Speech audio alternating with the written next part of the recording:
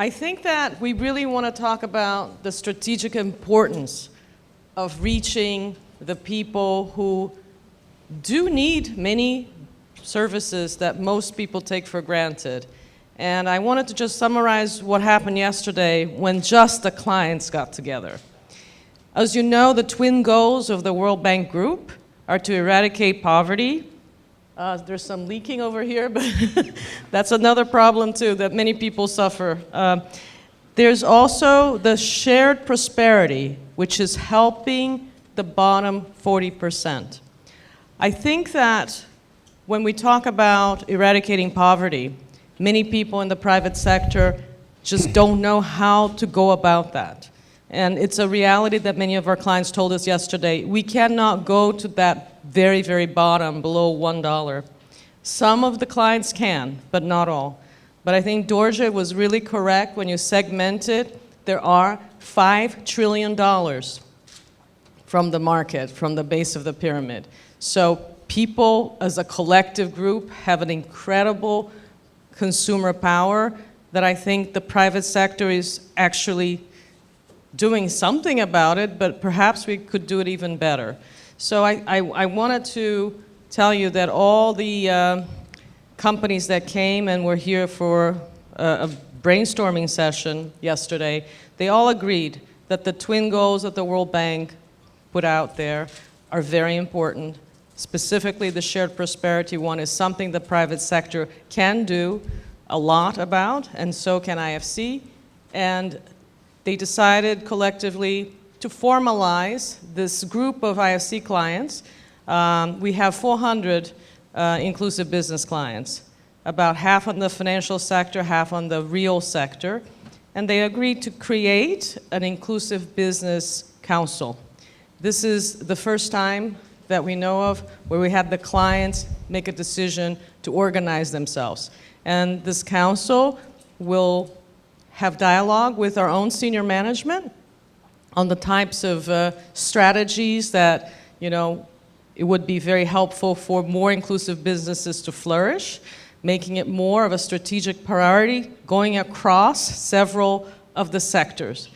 And in addition, as a council, the members want to share their knowledge globally so that other people in emerging markets, multinationals, other impact investors, they can look at business models that have already accelerated. Most of them have, actually replicated and have done quite well. Some are on the way.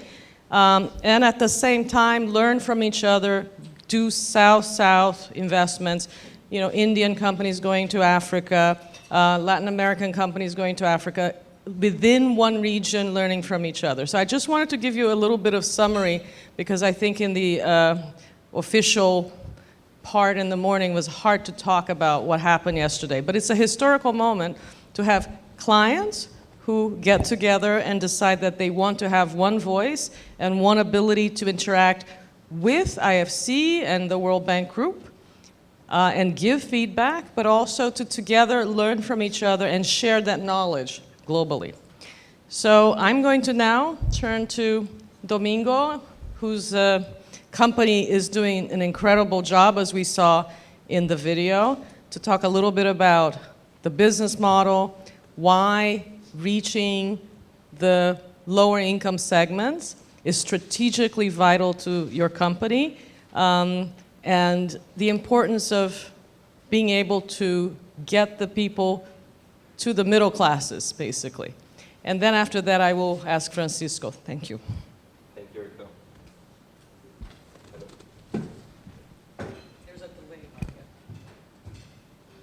Thanks, Eriko.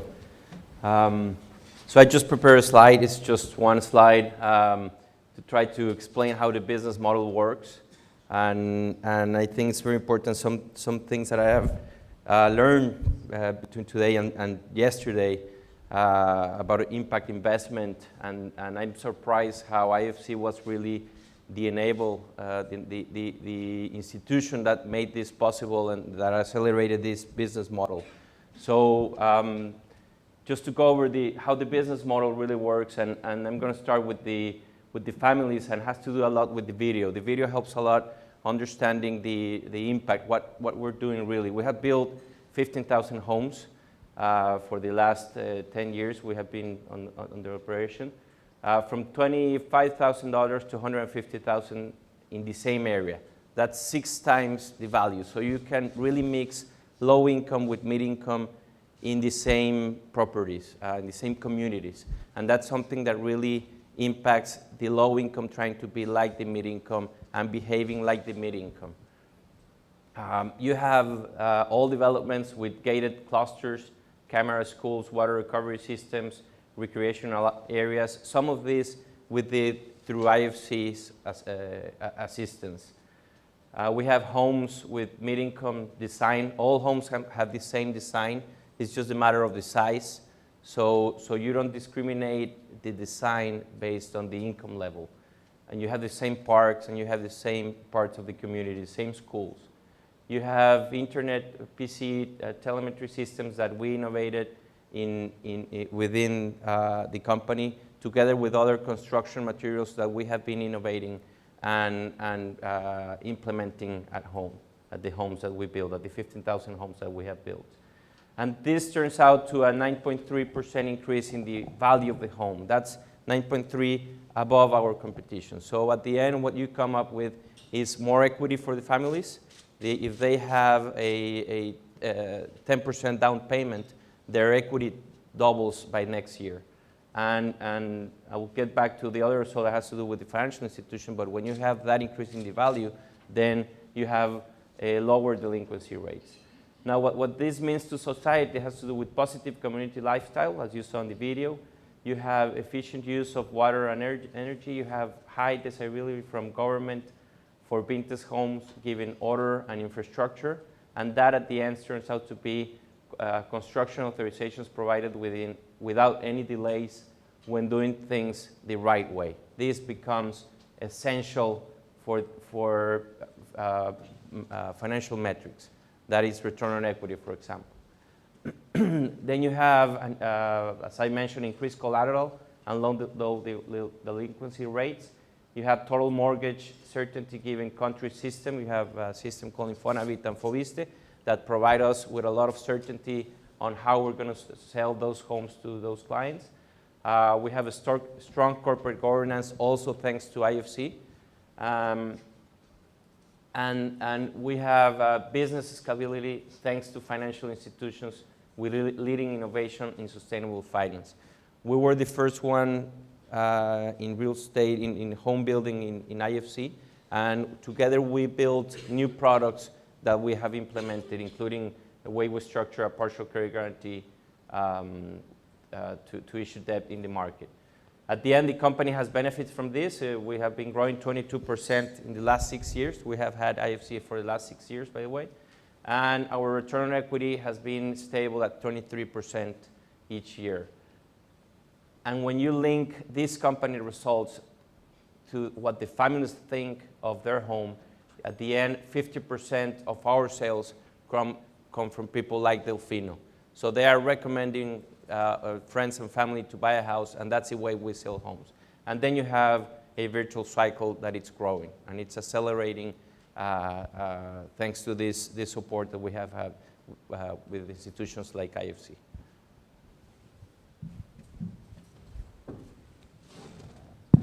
Thank you so much, Francisco. If you want to stand, it's probably better. Yeah, well, most of us seem to want to roam around, so please. Yeah, thank you. Thank you very much. Good morning. I represent Agrofinanzas, which started as a finance company to finance basically agribusiness. We did not spend a lot of time in thinking about a name, not very original, but very a call to action. Kind of, let me give you a little bit of background on the banking and financing landscape in Mexico. In Mexico, in the recent, I would say a couple of decades, the financial market has really evolved. However, it has evolved in a way that is highly concentrated. I mean, we have 2 banks that hold 50% of the market, and then when you add up a couple of 3 or 4 more, then you go all the way to 85–90% of the market shares. So, and the problem with that is, of course, the typical approach of the banks, and I shouldn't be talking about the banks as the bad guys, but I'm of those convinced that we banks rank very low on the likability scale, and whenever we get involved, we make things more complicated. So the problem is that the market has developed in a way that basically credit goes either to the corporate sector or to consumer lending. But there was nothing available in terms of financing small businesses and specifically small farmers. So we decided to launch this company and trying to do something different to provide financing to smallholders. And one of the ways that we thought about it, and that's where my previous comment comes in the sense that when the bank gets involved, it gets complicated. We thought, supply chains are working somehow. Many of the companies that are either off-takers, whether they be processors of a commodity or traders, are providing finance. But the reality is that even though that finance or that advances do provide the financial means for many of the farmers to produce, the reality is that it's not very efficient. It's not very efficient in two senses.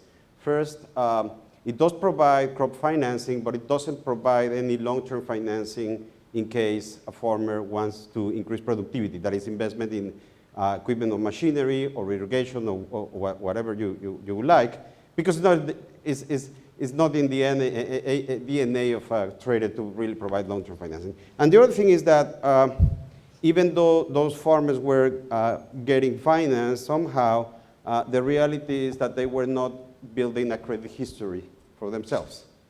So they did not exist, actually. They were non-existent to the banking sector. So basically the model builds up on those supply chains, and basically what we're doing is using those relationships that are already in place and providing the financing using, say, that platform that already exists. And basically, instead of us going in between or intervening in the supply chain, we kind of remain in the back and just provide the funding, but do take care, they do bear the whole risk of the transactions. The IFC was very important in launching this project with us because it gave us an equity contribution that, as you know, banks we live out of leverage. So it allowed us to leverage the balance sheet of the company and be able to fund way more, a larger portfolio. Now, talking about the importance and the strategic importance of the BOP in our business model, well, we found out very, very, very fast that it was very, very important for us because it provided not only a client base that was stable and was very easy to build loyalty in the system, but also, and this is like the good part of the story, is that this is our best performing loan portfolio. I mean, people, when you trust the people at the base of the pyramid, since they have to face hurdles every day and challenges, as the gentleman from Novartis just shared with us, they do value the access and they do value a solution and they take care of that. So we found out that the people, whenever you trust them, they deliver, they pay on time, and it has become sort of like the bread and butter and the heart of our bank. The other strategic importance that we have found is innovation. And again, people at the base of the pyramid face tremendous challenges and hurdles every day, and they have the ability to innovate. I mean, they look for solutions. They every day create solutions. And something that we've found is that by working with them, instead of us thinking about what they need, they are teaching us new ways of doing banking or the new products. So this is a very important lesson that we found, and we do believe that a lot of innovation to finance will come from serving this sector. And of course, one of the key components of that is, as also was pointed out in a previous presentation in the poll, there is very little data on this.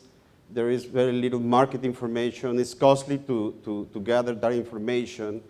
And for companies like us, which are still growing, and we don't have a budget to do research, a lot of it has to go into the trial and error model. But it's risky.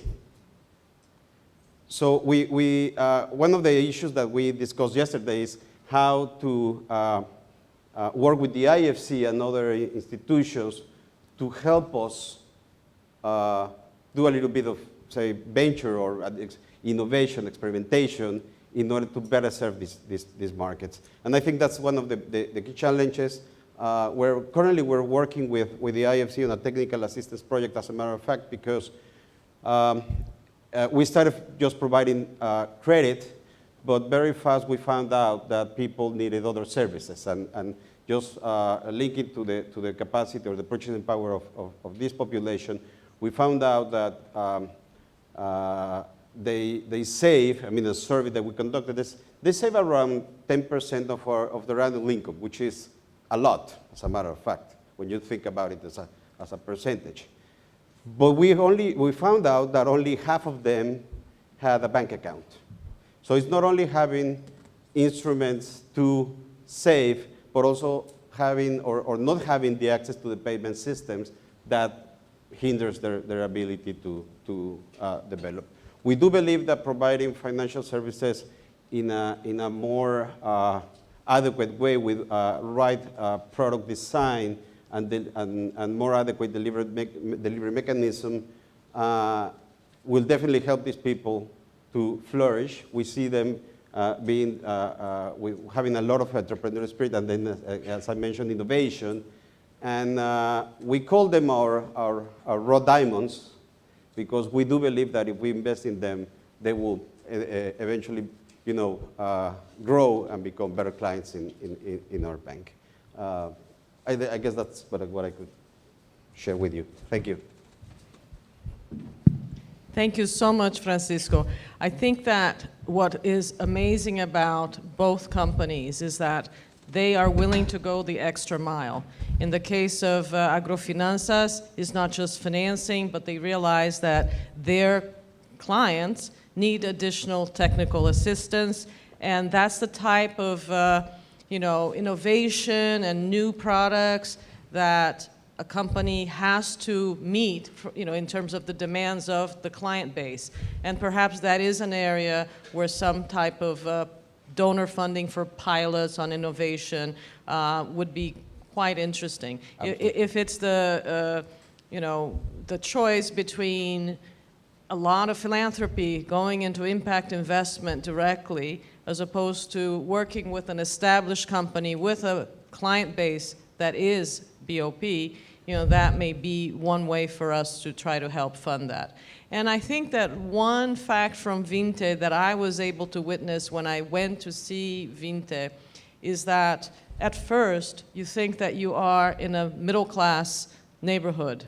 And so people do not understand that many of your people are really people coming up who were really low, poor, and now they're coming to inch up into the middle class.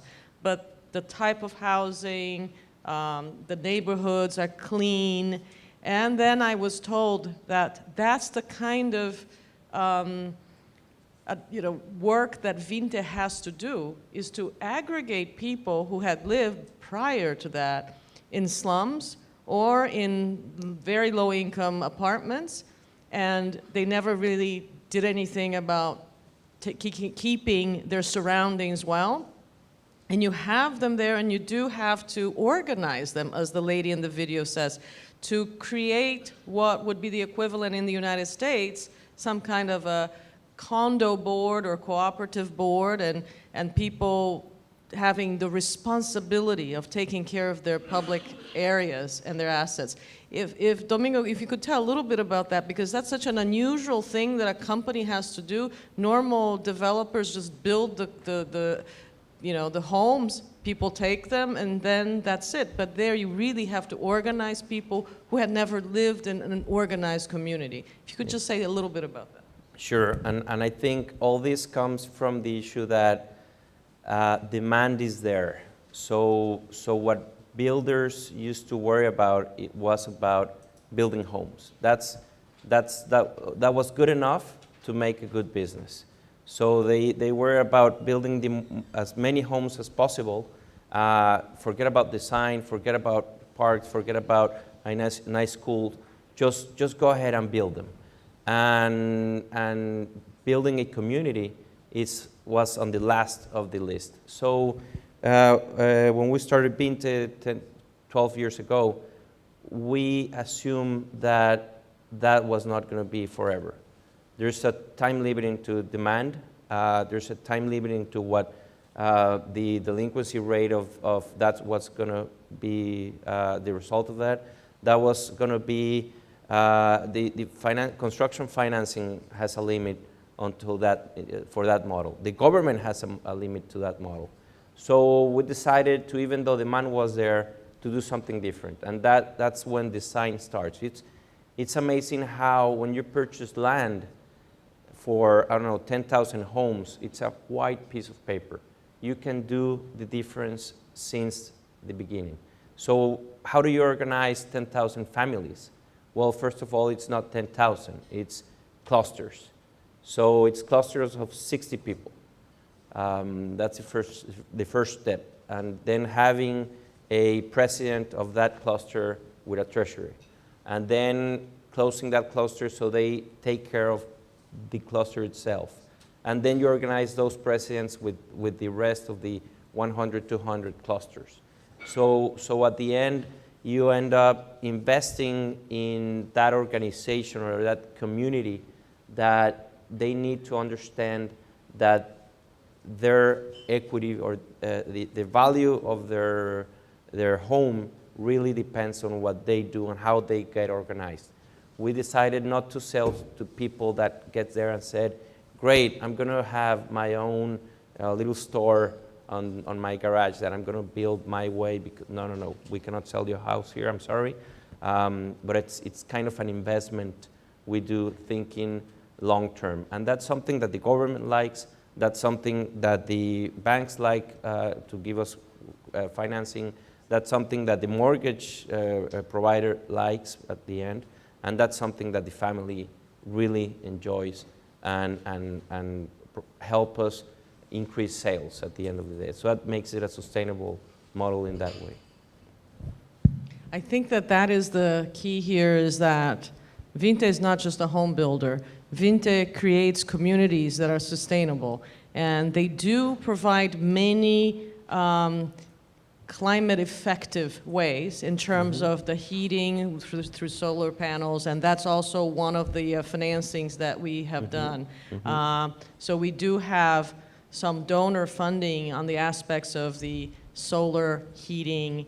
The most amazing thing I found out was that in your homes you get internet service, and that they receive a laptop as part of, or they get very cheap financing to buy a laptop. But I thought that was quite interesting, because for all the kids, they're going to need that.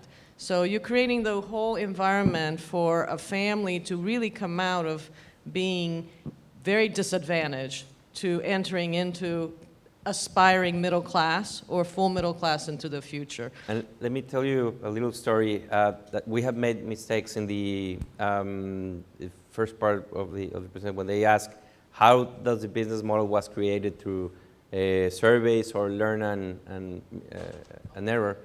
And we made an error at the beginning of the model.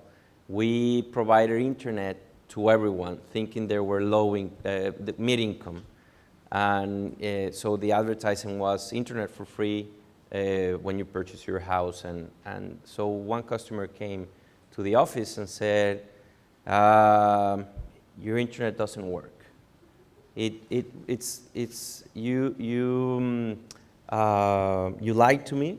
You sold me a house that with internet, and just I don't believe you anymore. So we say, okay, let's fix it. What's wrong? Let's go to your house and see what's happening with the internet. And so we asked, where is your computer so we can turn out and try the internet?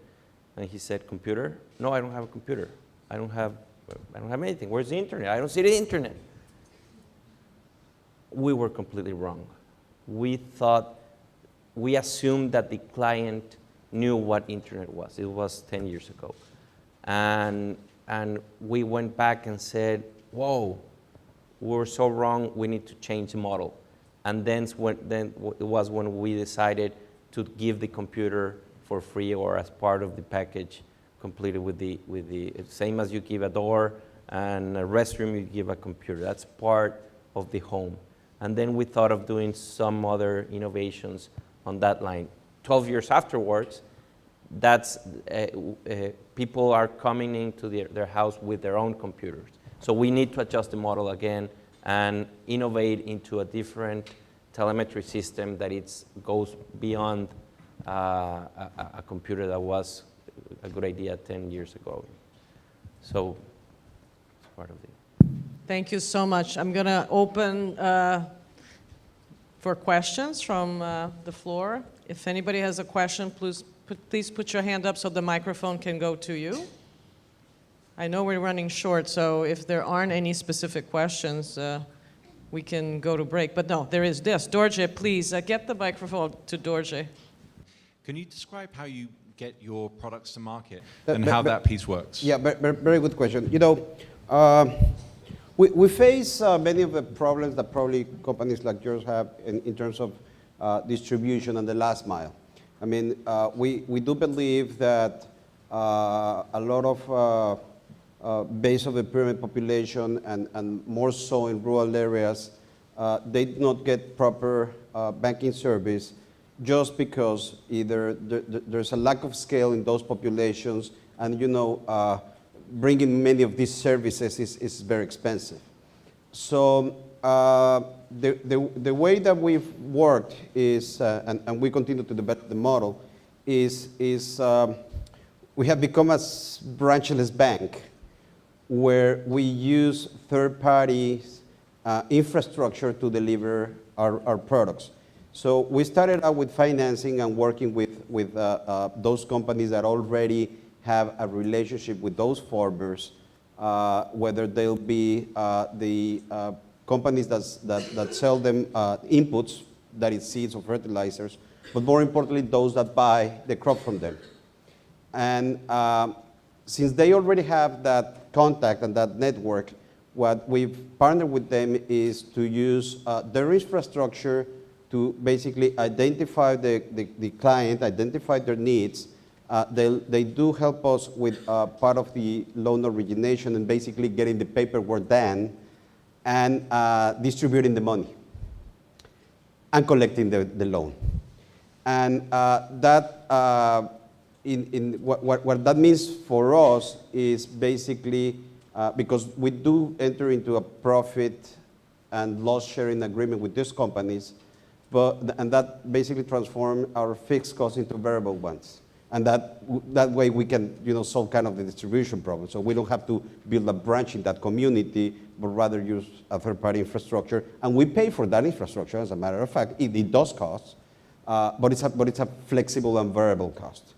One of the things that we found out, and as I mentioned before, is that people not only need financing, and it's a very important part because we think that we're not in the business of financing, but we're basically in the business of empowering people, first through the finance, because we're allowing them to build a credit history so that they can get a credit for other needs, which they have expressed to us that they need, for instance, loans for housing or other type of business that they may have in their communities. And the next step that we're actually launching next year, again with the help with the assistance of the IFC, is how to bring additional financial services to this population, whether they'll be rural, suburban, or even urban. And we're basically building on the same model using third-party infrastructure. And the way to do that in terms of opening bank accounts and offering saving products and payment, access to the payment system is by using both corner mom and pop stores, small businesses in those communities, and setting up a bank agent or bank correspondent mechanism that will work pretty much as well as with the off-takers. That is, we use that third-party infrastructure, and we also build on the trust that it's already built in the system. That is, in the supply chains, there's a lot of trust between the off-taker and the farmer. They've been working for a very long time. And the same thing happens with community stores or mom and pop stores. They do have a lot of trust in that community. People trust them. We conducted some focus group very recently, and it was very interesting because a lot of the people said, when we asked them, you don't have a bank account, why don't you have a bank account? And say, well, I remember this phrase. I mean, I have it very, very, very on top of mind. A person said, well, it's like when you go to the hospital. I mean, you get to the hospital and you want to leave right away. I mean, you don't want to stay. So it's the same thing with the banks. I mean, I go to a bank branch and I don't want to stay. And on the contrary, they say, well, yep, I'm willing. I trust, the owner of the corner store. I'm willing to bank with that person, and it will be more friendly. And this is the part of innovation that I was talking about. Of course, there are a lot of things that we will have to tweak. We will have, there is no information whatsoever on what is the right product. I mean, we have an idea. We conducted these focus groups, but again, is still qualitative analysis, not quantitative. That is, you don't have hard data. So there will be a lot of trial and error. Hopefully, not that many errors. But the idea again is innovation and partnership with people that are already there. Thank you so much, Francisco. And I think you have a point there about there's something about the familiarity and the trust. And later on, we're going to have Tribanco talk about their model. And again, it's mom and pop stores, usually walking distance or at least relatively near to where you live. And that's the last bill that you're not going to forego paying that bill. Correct. Because it's shame. Also, you won't be able to buy things that you need there. You're going to have to go much further away. So thank you so much to both Domingo, Francisco, and I just want another hand of applause for their contribution. Thank you.